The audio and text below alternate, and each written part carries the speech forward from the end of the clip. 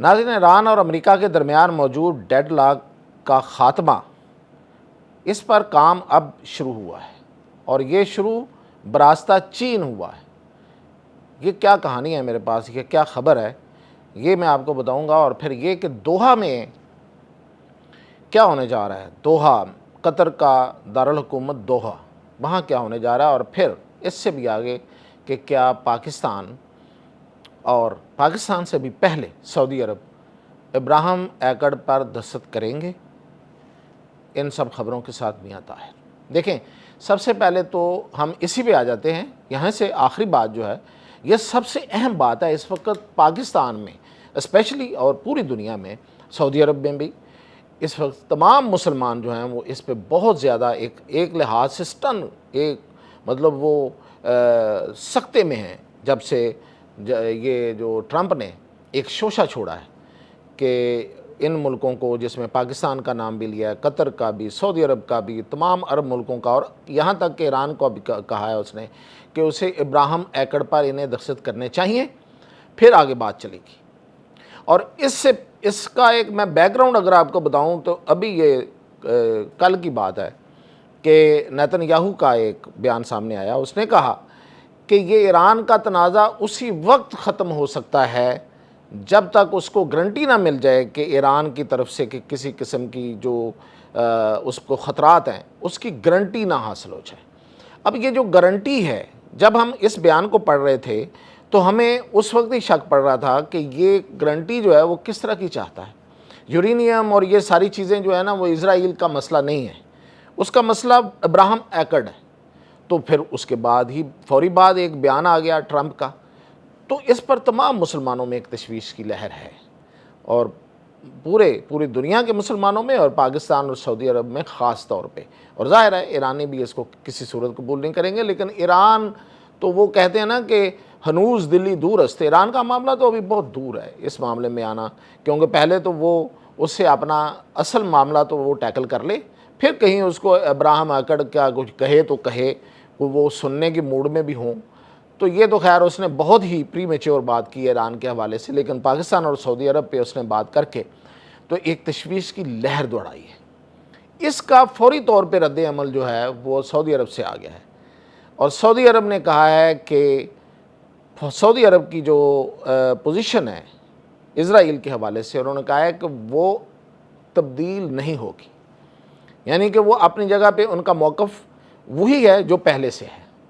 اور پھر انہوں نے اپنے موقف کی تفصیل بتاتے ہوئے کہا ہے کہ جب تک فلسطینی ریاست کا قیام عمل میں نہیں آ جاتا، اور فلسطینی ریاست کا قیام بھی انہوں نے کہا ہے کہ ایسا ہو کہ جو ریورسیبل ہو، یعنی کہ جس کو پھر یہ نہ ہو کہ ایک دفعہ کیا اور پھر ختم ہو گیا، یعنی کہ اس ریاست کا قیام یقینی جب تک نہیں بنتا تب تک ہم اسرائیل کو تسلیم نہیں کریں گے۔ تو یہ تو واضح کر دیا۔ اب پاکستان کا موقف اور سعودی عرب کا موقف اس معاملے میں ایک ہے، اور پاکستان نے ظاہر ہے کہ ایک عرصہ پہلے سے یہ موقف رکھا ہوا ہے کہ ہم سعودی عرب کے اور باقی عرب ملکوں کے ساتھ چلیں گے۔ جب وہ اس معاملے میں آئیں گے تو پھر ہم اس پہ اپنی جو پوزیشن ہے اس پہ سوچیں گے، پہلے وہ دیکھیں پھر ہم سوچیں گے، یہ نہیں ہے کہ وہ کریں گے تو ہم کر لیں گے۔ تو یہی وجہ ہے کہ اس ٹویٹ میں ٹرمپ نے ایک تھوڑی سی ایک گنجائش بھی رکھی ہے، اور اس نے کہا کہ جن ملکوں کے حالات ان کو اجازت نہیں دیں گے ان کو ہم مطلب ان کے لیے رعایت بھی ہے۔ اب یہ جو ٹویٹ ہے اس کی کیا حیثیت ہے، کیا ٹرمپ کا کہنا اس کی کیا حیثیت ہے، یہ تو ایک علیحدہ بحث ہے کہ اب اس کی کوئی حیثیت رہی بھی ہے یا نہیں رہی ہے۔ لیکن سب سے بڑا اہم سوال یہ ہے کہ یہ جو ٹویٹ کیا ہے ٹرمپ نے، یہ کیوں کیا ہے اس نے اس موقع پہ، جبکہ ایران کے ساتھ تو اس کا معاملہ تنازع ابھی تک حل نہیں ہوا، اور وہ اس معاملے میں آپ یوں سمجھیے کہ بیک سٹیپ پہ ہے، وہ ایران میں جیتا ہوا کھلاڑی نہیں ہے، تو وہ ایسے مطالبے کیوں کر رہا ہے؟ تو اس کی ایک ہی وجہ ہے، وہ ہے اسرائیل۔ وہ نیتن یاہو کو بچانا چاہتا ہے، وہ نیتن یاہو کی سیاست کو بچانا چاہتا ہے۔ تو کیا نیتن یاہو کی سیاست اس شوشے کے بعد بچ جائے گی؟ یہ ایک شوشہ ہے،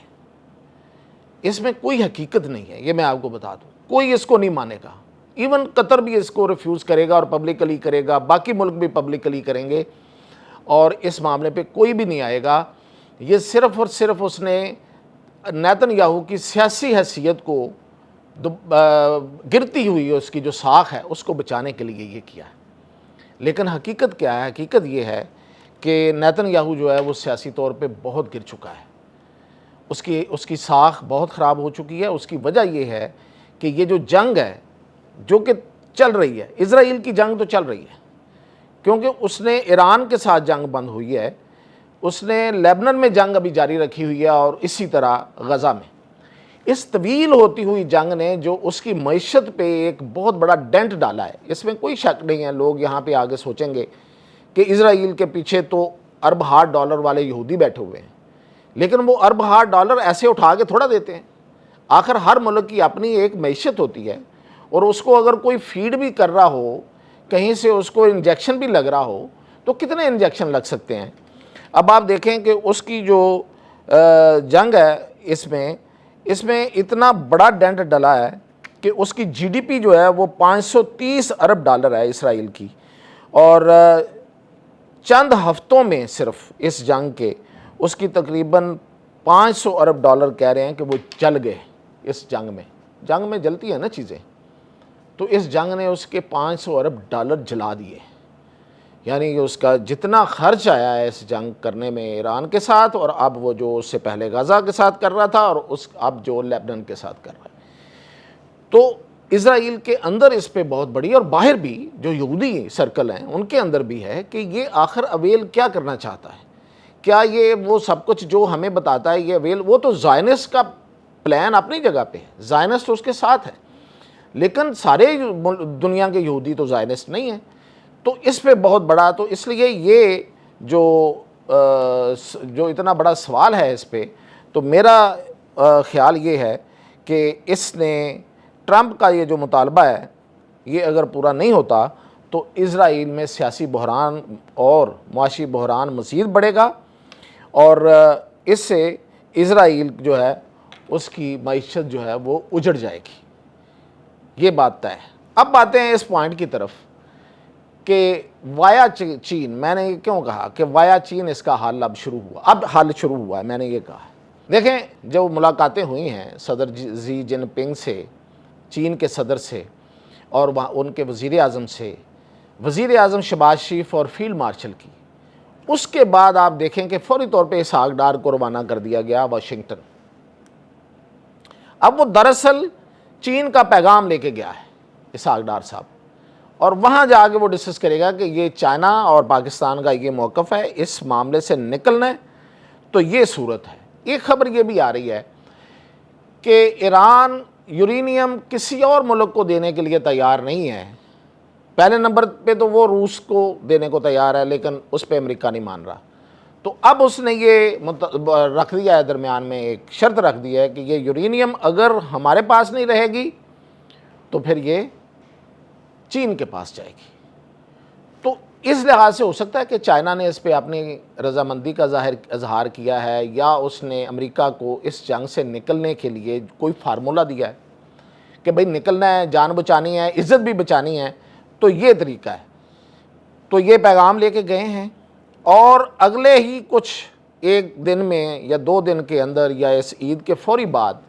فیلڈ مارشل بھی دوحہ جا رہے ہیں، یہ میں آپ کو خبر دے رہا ہوں، اور اس دوحہ میں ان کا پیغام وہاں تک پہنچ جائے گا، تو امریکیوں کے ساتھ وہاں پہ بیسیکلی چائنا کے دیے ہوئے پیغام کے اوپر وہاں پہ بات ہوگی، اور یہ ہے اصل میں ڈپلومیسی جو اب چل رہی ہے۔ اس کے نتیجے میں یہ جنگ کا خاتمے کی امید یا امکان کبھی ہوگا، ادروائز ابھی تک کچھ بھی اس پہ کوئی سالڈ نہیں ہو سکا تھا، کیونکہ ایرانی اپنے موقف پہ قائم ہے۔ ہاں، ایرانیوں نے ایک لچک ضرور دکھائی ہے، وہ جو میں نے آپ کو بتا دی ہے، اس کے علاوہ انہوں نے کچھ نہیں پیچھے ہٹے۔ تو یہ تھی میرے پاس اب تک کی خبریں، اجازت دیجیے۔